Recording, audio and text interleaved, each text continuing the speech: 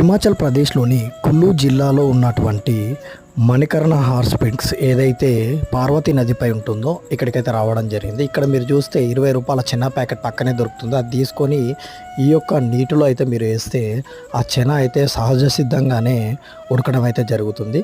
ఇందులో మీరు గురుద్వారా సాహెబ్ పైన మీరు లంగర్ ఉంటుంది చూడండి, అందులో వడ్డించే అటువంటి వంటలు అయితే ఈ యొక్క వేటి నీళ్ళతో అయితే చేయడం అయితే జరుగుతుంది. ఇలా మనం ఈ ప్యాకెట్ వేయడంతో అయితే జరుగుతుంది. కొంతమంది అయితే ఏం చేస్తారంటే టైం లేని వాళ్ళు ఒక 2-3 నిమిషాలు అందులో వేసి మిగతాది ఇంటికి వెళ్ళిన తర్వాత ఉడుకుతుంది. మీరు వేసుడుతోనే మీకు తెలిసిపోతుంది ఎంత ఉడుకుతుంది అనేది.